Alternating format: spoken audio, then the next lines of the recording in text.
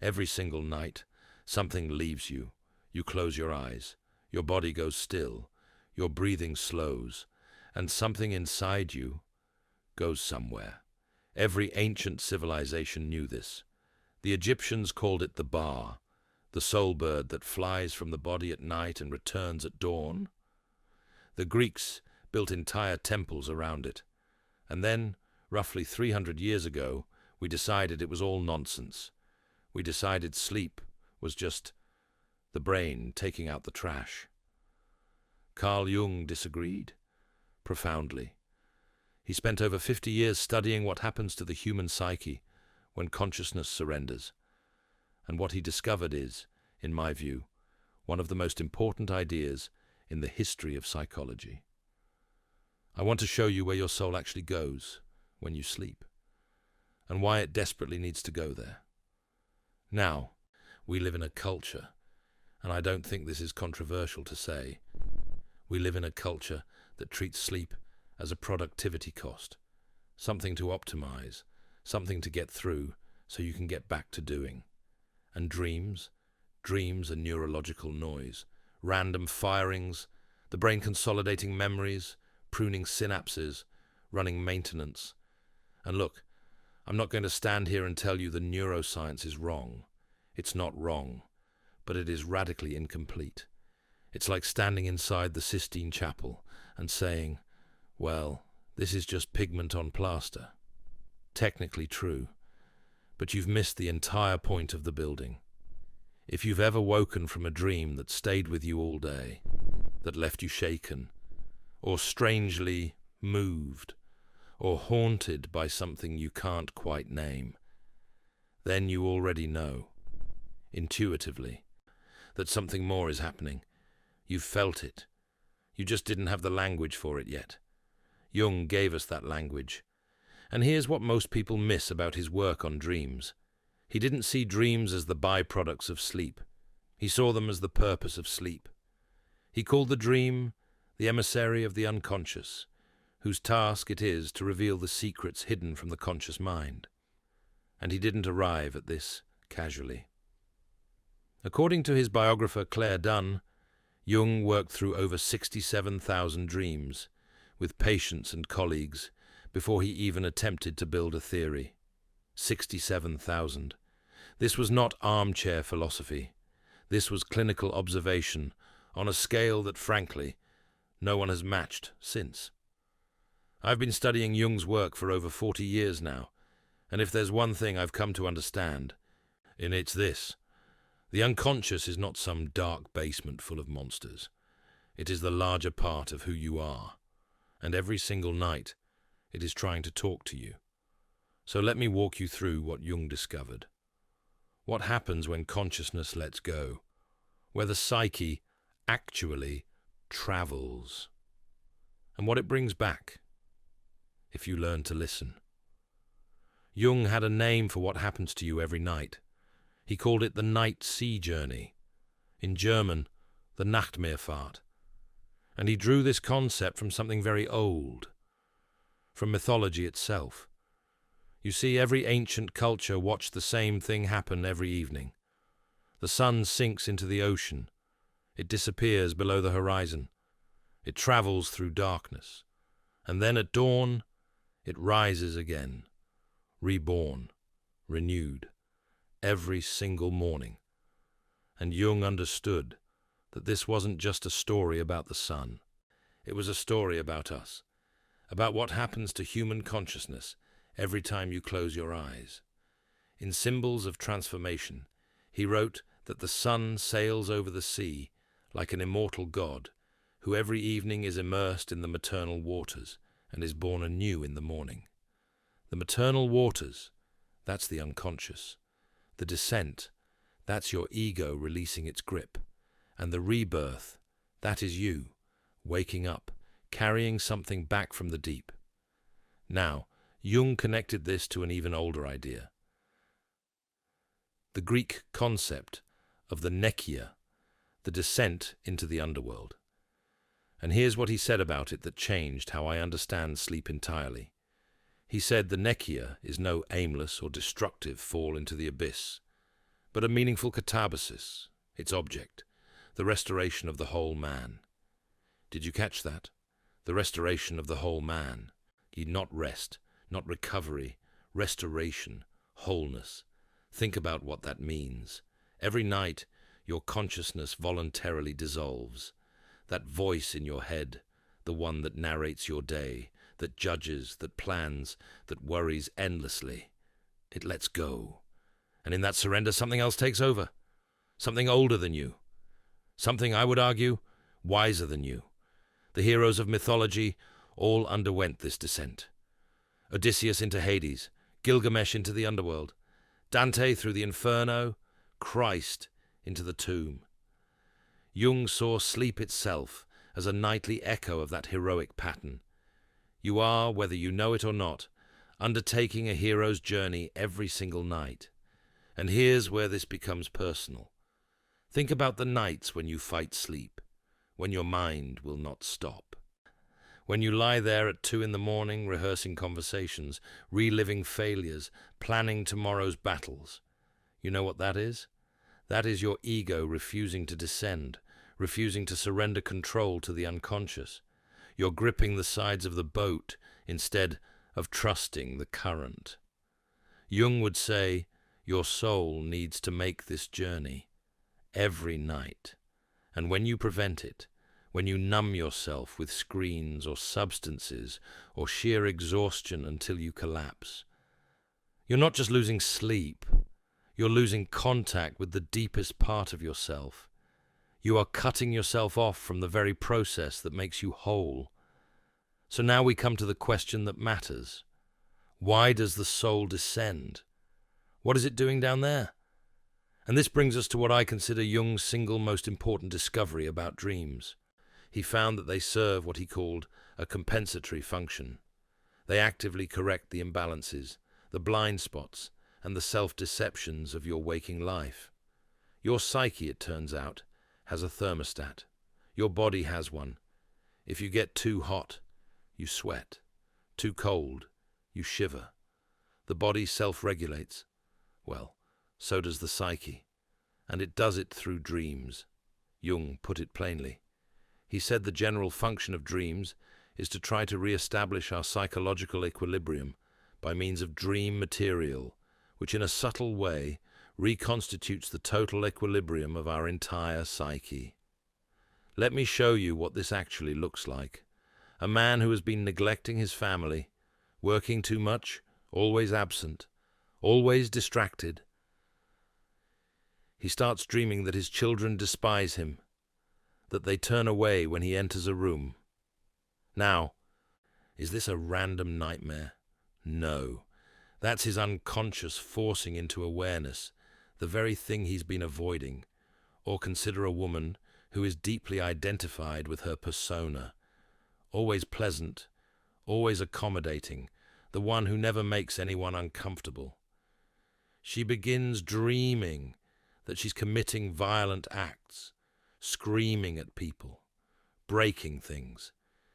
And she wakes horrified.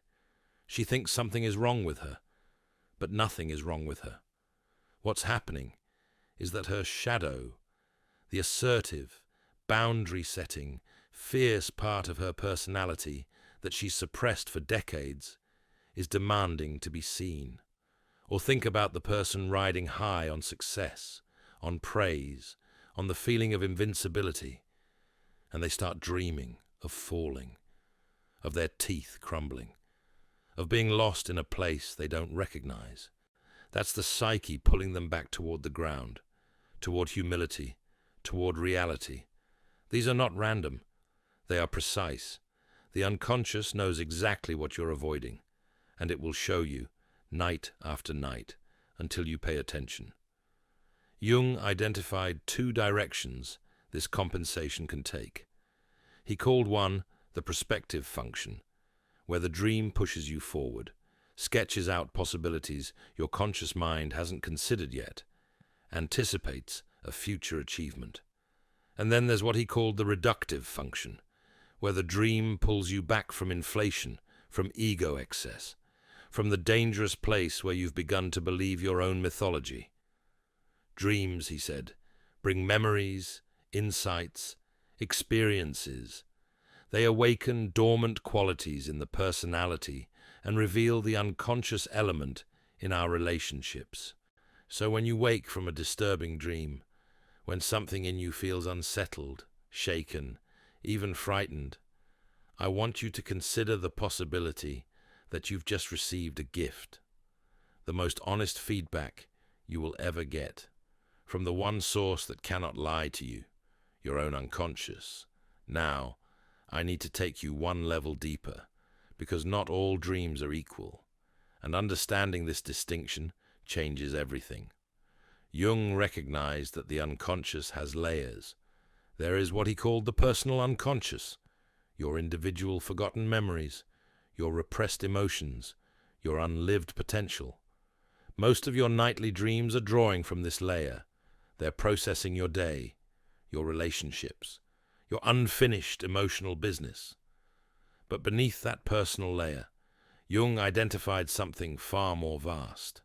He called it the collective unconscious. This is the ancient, universal substrate of the human psyche.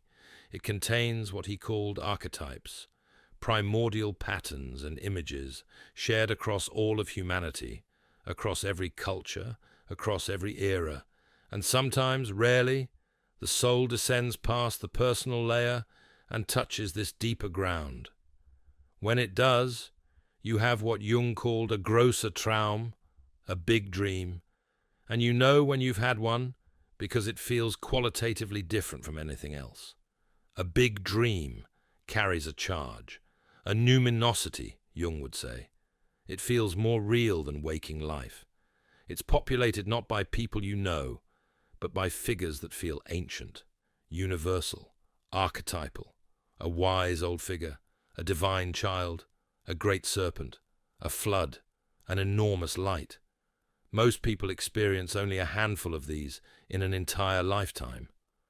I've had perhaps 4 or 5 in mine, and each one changed the direction of my thinking. They didn't feel like my dreams. They felt like something speaking through me, like my individual soul had briefly touched something that belongs to all of us. The ancient Greeks understood this intuitively. They built temples called Asclepieions, healing sanctuaries, specifically designed for dream incubation. The sick would travel there, sleep within the temple walls, and await a healing vision from the unconscious. And this wasn't primitive superstition. It was an intuitive recognition of what Jung would later articulate, that the deepest healing does not come from the conscious mind. It comes from below, from the unconscious, accessed through dreams. We've built an entire civilization that ignores this. And then we wonder why we feel so disconnected from meaning. If you're still here, and I mean really here, not just listening, but feeling something stirring as you hear this, then this channel was made for you. I put these videos together for people who want to go beneath the surface, who sense that there are deeper patterns running through their lives and want to understand them. If that's you, subscribe and stay connected, because we are only scratching the surface of what Jung uncovered, and I have so much more to share with you. Now, let me take you into what I think is Jung's most uncomfortable discovery, and also his most liberating one. During your waking hours, your ego runs the show. It's the gatekeeper. It decides what you'll acknowledge about yourself and what gets pushed down, pushed away. Locked in a room you pretend doesn't exist. Your ego maintains the story you tell yourself about who you are. The good story, the acceptable story, the one you can show to the world. But when you fall asleep, the ego's defenses relax. The gatekeeper steps away from the door. And what comes through is what Jung called the shadow. Now, the shadow is one of the most misunderstood concepts in all of psychology. People hear the word and think it means the dark side, the evil twin. But that's not what Jung meant. The shadow is everything about yourself you've rejected, everything you've denied, Everything you've pushed into the darkness because it didn't fit the image you were trying to maintain. And here's what people miss. It's not just negative qualities. Your shadow also contains unlived talents, unexpressed creativity, unclaimed power, parts of you that are not dark at all, but simply unused. And Jung observed this in clinical practice again and again. He put it beautifully, actually. He said the conscious mind allows itself to be trained like a parrot, but the unconscious does not. Which is why, he added with characteristic wit, St. Augustine thanked God for not making him responsible for his dreams. So that stranger who frightens you in a dream, that menacing figure in the hallway, the one whose face you can't quite see, that's your shadow, the person in your dream who disgusts you, who acts in ways you would never allow yourself to act.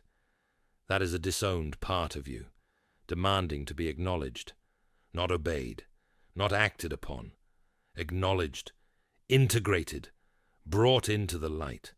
The monsters in your dreams are not threats. Yeah, they are ambassadors from parts of yourself that you've abandoned. And they will keep appearing, night after night, in different costumes and different settings, until you turn around and face them. This is perhaps Jung's most uncomfortable insight, and his most freeing. Sleep doesn't just rest you, it confronts you with yourself. Now, here's something that surprised me when I first encountered it in Jung's work, and it still strikes me as remarkable. Jung acknowledged that dreams perform their healing, compensatory function, whether or not you understand them. The psyche does this work on its own. You don't have to do anything. Dreaming itself is the medicine. But, and this is the critical part, you can dramatically enhance this process by paying attention. Jung said it directly. He said there is no doubt that we can enhance the dream's effect considerably by understanding it. So how do you do that? Let me give you 3 things you can begin tonight. First, keep a journal by your bed, but don't just record what happened in the dream. Record how it felt. Jung placed enormous emphasis on what he called the Gefühlsten, the feeling tone of the dream. The emotion is the message. The images are just the vocabulary the unconscious uses to deliver it. When you wake, ask yourself one question. What was the dominant feeling? Anxiety, relief, longing, grief, an inexplicable tenderness? Start there. That feeling is what the unconscious is trying to communicate. Second, resist the urge to immediately interpret. Don't reach for your phone. And don't Google, what does it mean when you dream about water?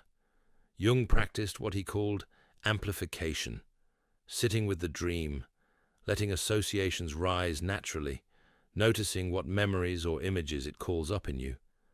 The dream is not a puzzle to solve. It is a conversation to join.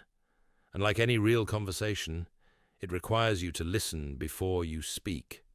And third, this is the one that changed my entire understanding. Track the series, not just individual dreams. Jung was adamant about this. A single dream in isolation can mislead you, but the unconscious speaks in sequences, in patterns that unfold over weeks and months. It's like reading a single chapter of a novel and trying to understand the plot. You can't. But if you read chapter after chapter, the arc reveals itself. Keep your journal for 90 days. Then go back and read it from the beginning. You will see a story emerging, a story your conscious mind never wrote, but desperately needs to hear. I want to leave you with something Jung wrote in the Red Book, the extraordinary private journal he kept during his own confrontation with the unconscious. He wrote, "Dreams are the guiding words of the soul, not the guiding words of the brain, not the guiding words of evolution or neurology or random synaptic discharge, the guiding words of the soul. Every night, when the lights go out and your mind finally lets go, you begin a journey that human beings have been making since the first night anyone closed their eyes. Your soul descends into the deep waters. It meets what you've been avoiding. It corrects what you've gotten wrong. It reaches sometimes into something ancient and universal that connects you to every human being who has ever lived and ever will. And then, at dawn, if you are willing to listen, it brings something back, a feeling, an image, a whisper from a part of yourself that has been waiting, patiently, quietly, for years, for your attention. So tonight, when you lie down, don't just fall asleep. Descend, consciously, willingly, trust the current. Your soul already knows the way.